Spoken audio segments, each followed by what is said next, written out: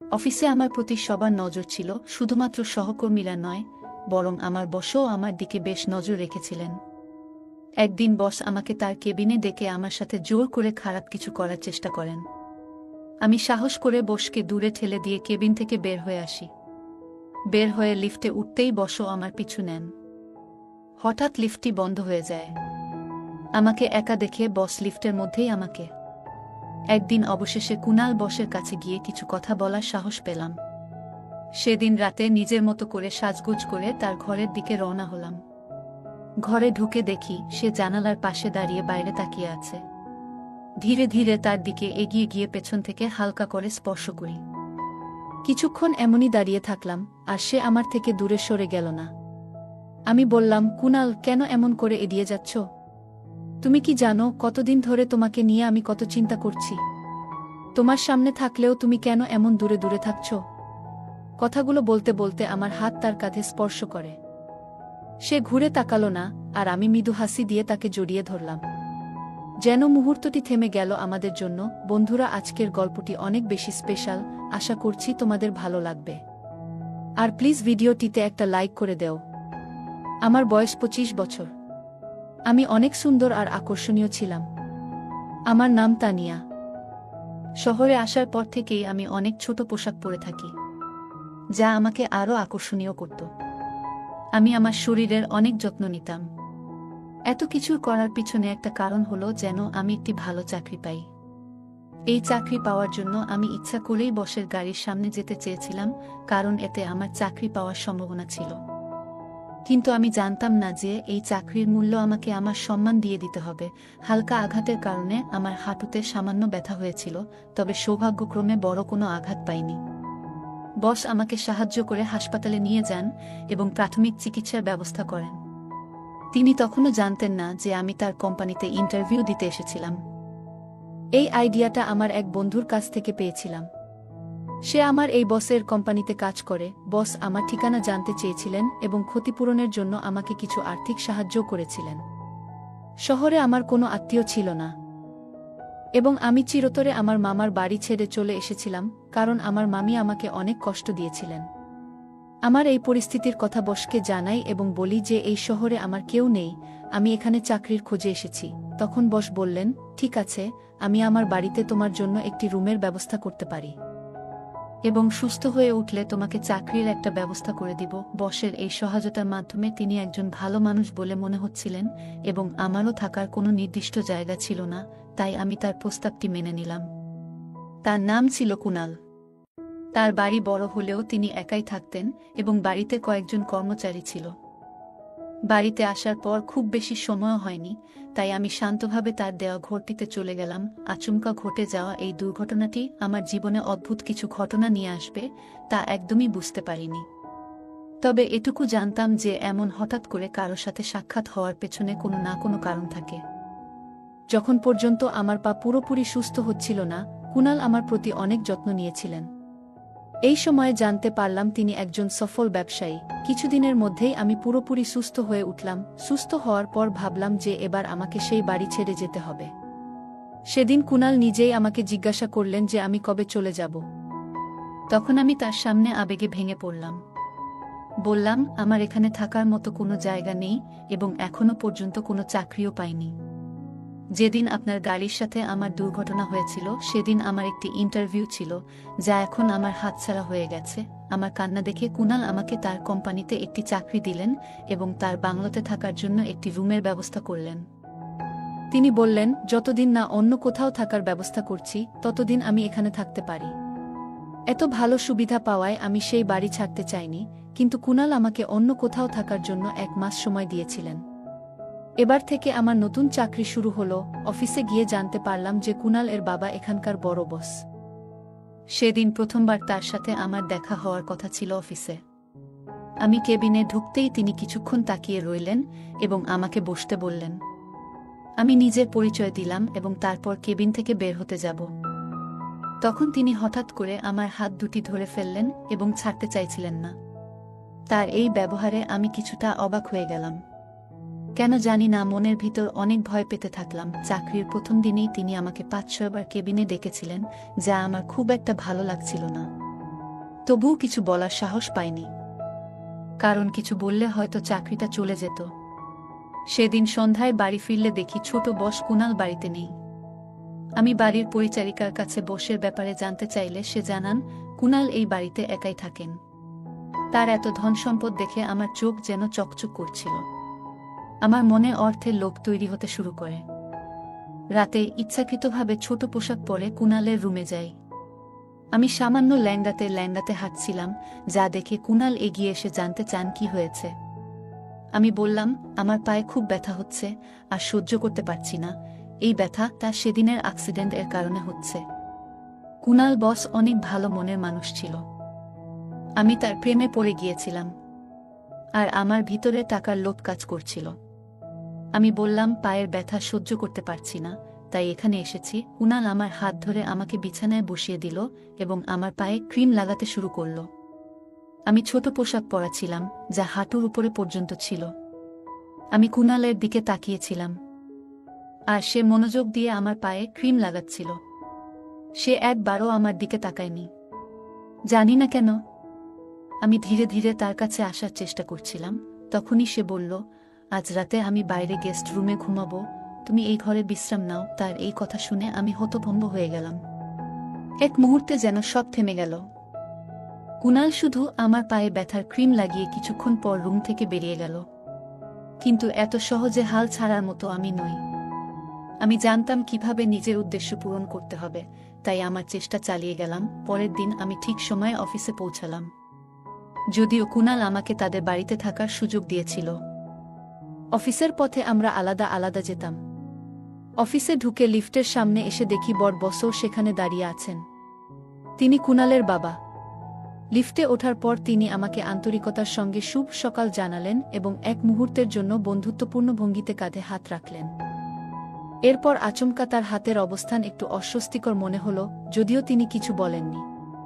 Office ছিল ৫ম তলায়, আর লিফটের দরজা খোলার জন্য আমরা তখন অপেক্ষা করছিলাম। লিফট আমাদের গন্তব্যে পৌঁছানোর আগেই হঠাৎ বন্ধ হয়ে গেল।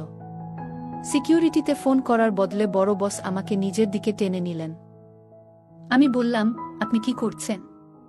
যা কিছু করছেন সবকিছু ক্যামেরায় ধরা পড়ছে।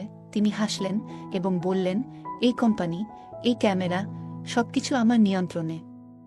এই ফুটেজ কিভাবে ব্যবহার করতে হবে তা আমি ভালোই জানি। এরপর তিনি বললেন, তানিয়া, তুমি খুব সুন্দরী।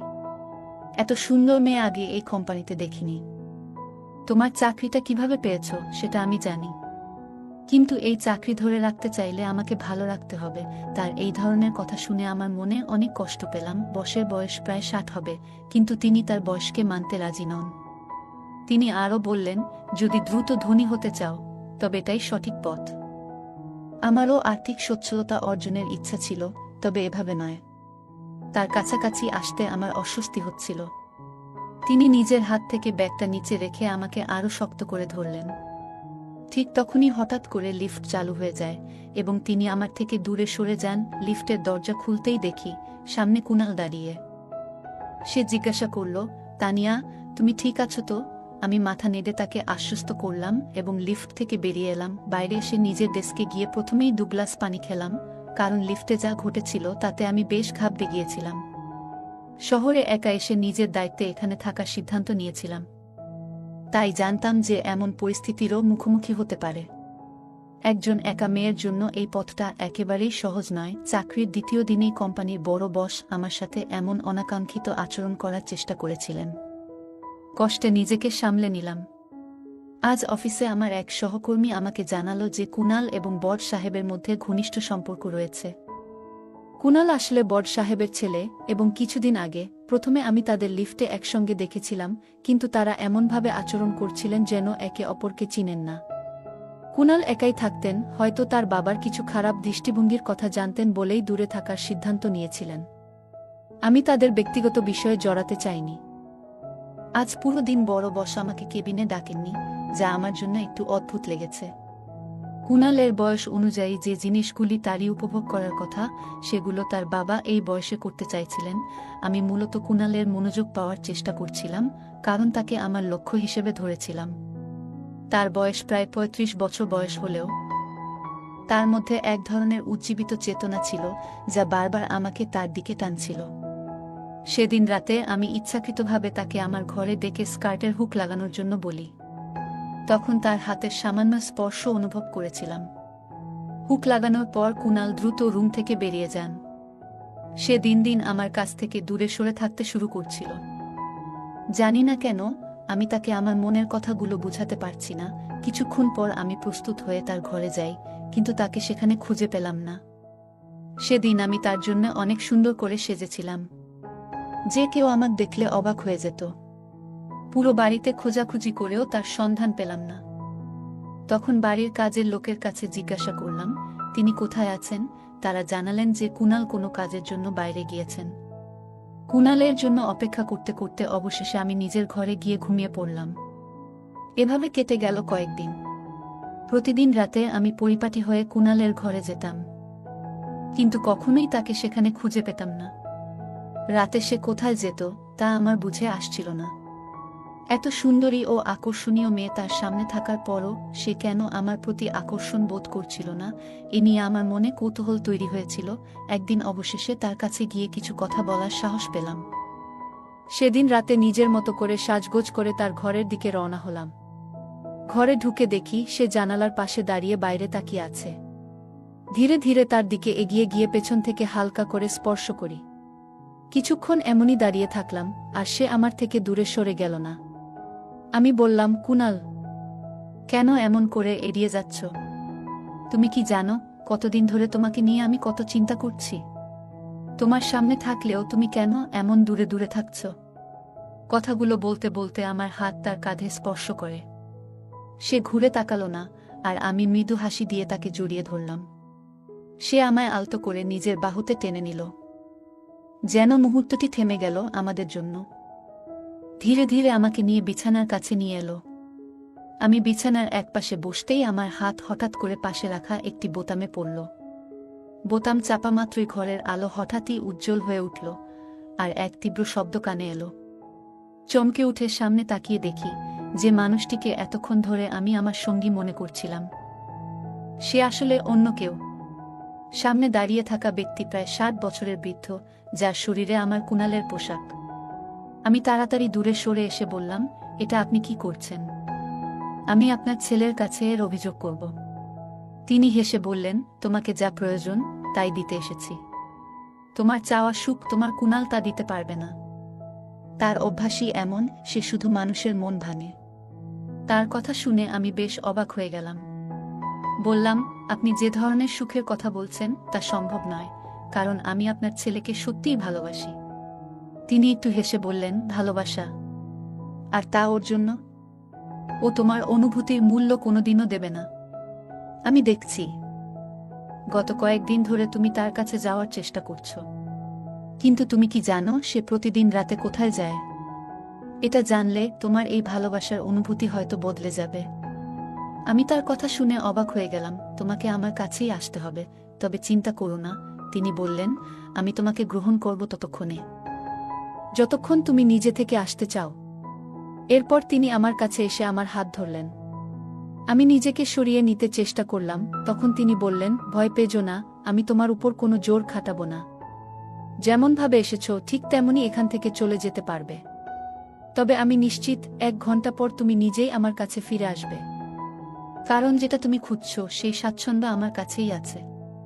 হ্যাঁ, আমার বয়স বেশি, যা কিছু তুমি চাও সবকিছু তোমার চোখের সামনেই আছে। এ কথা বলে তিনি আমার হাত ধরে আমাকে ঘরের বাইরে নিয়ে গেলেন। তারপর আমাকে তার গাড়িতে বসালেন এবং নিয়ে চললেন এক হাসপাতালে। কেন সেখানে যাচ্ছি সেটা আমি বুঝতে পারলাম না। হাসপাতালের দরজায় পৌঁছাতেই আমরা লিফটের দিকে এগোলাম। লিফট খুলতেই দেখি সামনে দাঁড়িয়ে আছে কুনাল। সে তখন নিরাপত্তার পোশাক পরে রাতের শিফটে হাসপাতালের নিরাপত্তা রক্ষীর কাজ করছে। তাকে এই অবস্থায় দেখে আমি একেবারে হতভম্ব হয়ে গেলাম। মনের গভীরে আঘাত পেলাম, কারণ আমার বিশ্বাস ভেঙে পড়ছিল। আমি সেখান থেকে মাথা নিচু করে বেরিয়ে এলাম। তখন বড় সাহেব হেসে বললেন, এই তো তোমার সেই অর্থশালী কুনাল, যে রাতের বেলায় নিরাপত্তার দায়িত্ব পালন করে। ধীরে ধীরে আমার মনের ভেতর থেকে কুনালের প্রতি আসক্তি কমতে শুরু করল। লিফটের সামনে দাঁড়িয়ে আমার ভেতরে এক ধরনের তিক্ততা আর ক্রোধ জমতে শুরু করল। বড় সাহেব বলল, এই কারণেই আমি এই অবহেলিত ছেলেটির সঙ্গে এক ছাদের নিচে থাকি না। তিনি বললেন, কারণ সে কেবল একজন সাধারণ নিরাপত্তারক্ষীর কাজ করে। ঠিক তখনই কুনাল সেখানে এলো। সে আমাকে দেখে বিস্ময়ে বলল, তুমি এখানে কেমন করে এলে, তানিয়া? আমি জিজ্ঞাসা করলাম, তুমি কি না একটি কোম্পানির মালিক? তবুও তুমি কেন এমন কাজ করছো? কুনাল শান্ত গলায় বলল, তোমাকে ব্যাখ্যা দেওয়ার প্রয়োজন নেই। তবে সত্যি হলো, গত কিছুদিন ধরে আমার এবং আমার বাড়ির সঙ্গে তোমার কিছু সম্পর্ক তৈরি হতে চলেছে। হ্যাঁ, আমি একটি কোম্পানির মালিক, কিন্তু তোমার মনে হয়তো প্রশ্ন উঠছে কেন আমি রাতের বেলায় নিরাপত্তার কাজ করি এবং আমার বাবা আর আমি কেন পরস্পরের সঙ্গে কথা বলি না। তার আসল কারণ হলো, একটি বছর আগে আমি এই হাসপাতালের লিফটে আমার স্ত্রী ও শিশুকে হারিয়েছিলাম।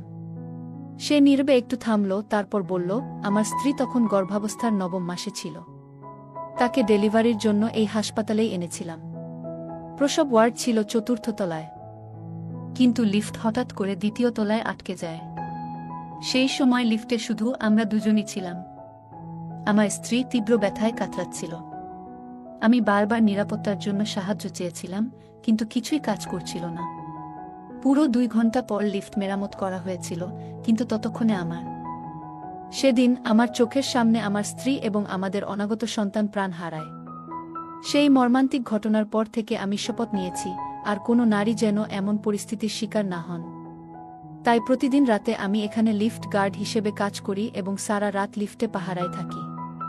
সেদিন কিছু মুহূর্তের দেরিতে সাহায্য না পাওয়ার কারণে আমি আমার জীবনের 2টি মূল্যবান মানুষকে হারিয়েছি। কুনাল শান্ত স্বরে বলল, আমার বাবা আমার এই কাজ একেবারেই পছন্দ করেন না, এজন্যই আমাদের মধ্যে দূরত্ব সৃষ্টি হয়েছে। বাবা চান আমি এসব ভুলে যাই, কিন্তু এমন কিছু ভুলে যাওয়া এতটা সহজ নয়, কারণ এর সঙ্গে আমার গভীর আবেগ জড়িয়ে আছে। কুনাল এর এই কথা শুনে আমার চোখে অশ্রু চলে এলো। তার অনুভূতিগুলো এতটাই আন্তরিক ছিল যে শুনে তার বাবারও চোখ ভিজে উঠল। তিনি ছেলেকে জড়িয়ে ধরে মাফ চাইলেন। এদিকে বড় সাহেব আমার দিকে ফিরে বললেন, আমাকে ক্ষমা করো, আমি তোমার পরীক্ষা নিচ্ছিলাম। তুমি কিন্তু কুনালের প্রতি শুধু তার অর্থের জন্য আকৃষ্ট হয়েছিলে। তুমি ইচ্ছাকৃতভাবে তার গাড়ির সামনে এসে তাকে বাধ্য করেছিলে তোমার সাহায্য করতে। কিন্তু একটা বছর আগে কুনালের জীবনে যা ঘটেছে, তারপর থেকে সে খুবই সংবেদনশীল হয়ে উঠেছে। সে সবসময় যে কোনো নারীর সাহায্যে প্রস্তুত থাকে। তুমি যে কাজটা করছিলে সেটা ভুল ছিল, তাই তোমার প্রতি কিছুটা কঠোর হতে বাধ্য হয়েছিলাম, বড় সাহেব বললেন। তার এই কথাগুলো শুনে আমার ভুলটা স্পষ্ট হয়ে গেল। আমি কুনাল এবং তার বাবার কাছে ক্ষমা চাইলাম। সত্যি বলতে, আমি ভাবছিলাম কুনালের সাথে বিয়ে করে তার সম্পত্তি নিয়ে আরামে জীবন কাটাবো। তবে কুনাল সম্পূর্ণ ভিন্ন ধরনের একজন মানুষ, একজন সংবেদনশীল মানুষ, যিনি বড় একটি কোম্পানির মালিক হয়েও নিরাপত্তা রক্ষার কাজ করছেন, কারণ এই কাজের সঙ্গে তার আবেগ জড়িয়ে আছে। সেদিন আমার উপলব্ধি হলো, টাকার থেকেও বেশি গুরুত্বপূর্ণ হলো মানুষের প্রতি মানুষের অনুভূতি।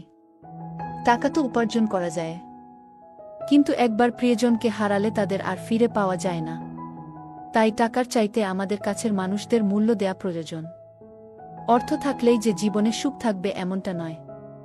সবার জীবনেই কিছু না কিছু অভাব থাকে, আর তাই আমাদের উচিত যা আছে তা নিয়ে সন্তুষ্ট থাকা এবং সেই জীবনকে আনন্দময় করে তোলা। এই গল্প আমাদের মূল্যবান শিক্ষা দেয় যে প্রকৃত ভালোবাসা ও সম্পর্ক গড়ে তুলতে গেলে আত্মস্বার্থ বাদ দিয়ে আন্তরিকতা ও সততার প্রয়োজন। গল্পের মূল চরিত্রটি প্রথমে কুনালের প্রতি আকৃষ্ট হয়েছিল তার অর্থ ও আরামের জীবনের জন্য, কিন্তু আস্তে আস্তে তার ভুল উপলব্ধি করে। সে বুঝতে পারে কুনাল শুধুমাত্র একজন ধনী ব্যক্তি নয়, বরং একজন সংবেদনশীল মানুষ, যার জীবনে গভীর মানসিক আঘাত রয়েছে এবং যিনি নিজের জীবনকেও মানবিক সেবার জন্য উৎসর্গ করতে ইচ্ছুক। বড় সাহেবের কথায় বোঝা যায় তিনি মূল চরিত্রের উদ্দেশ্য যাচাই করতে চেয়েছিলেন। এমন আচরণের মাধ্যমে তিনি তাকে বুঝিয়ে দেন যে কাউকে স্বার্থের জন্য ব্যবহার করা ঠিক নয়। একজন মানুষের প্রকৃত মূল্য তার সম্পত্তি বা সামাজিক অবস্থান দিয়ে বিচার করা উচিত নয়, বরং তাকে বিচার করা উচিত তার মানবিক গুণাবলী ও অনুভূতির গভীরতা দিয়ে। গল্পটি আমাদের আরও শিক্ষা দেয় যে সঠিক উদ্দেশ্য নিয়ে মানুষের সঙ্গে সম্পর্ক তৈরি করা উচিত, যাতে সম্পর্কটি দীর্ঘস্থায়ী এবং মূল্যবান হয়। শুধু সুবিধা পাওয়ার জন্য সম্পর্ক গড়ে তোলা শেষমেশ নিজের ক্ষতি ডেকে আনতে পারে। মূল চরিত্রটি যখন নিজের ভুল বুঝতে পারে এবং কুনাল ও তার বাবার কাছে ক্ষমা প্রার্থনা করে, তখন সে তার নিজের আত্মপর্যালোচনা করে, যা ব্যক্তিত্বের উন্নতির জন্য অত্যন্ত প্রয়োজনীয়। বন্ধুরা, যদি এই গল্পটি ভালো লেগে থাকে তাহলে দয়া করে ভিডিওটি লাইক করুন এবং আমাদের চ্যানেলটি সাবস্ক্রাইব করুন। পাশে থাকা বেল আইকনটি প্রেস করুন, যাতে করে আমরা যখনই নতুন ভিডিও আপলোড করি তার নোটিফিকেশন সবার আগে আপনার কাছে পৌঁছে যায়। ধন্যবাদ, দেখা হবে আমাদের পরবর্তী ভিডিওতে।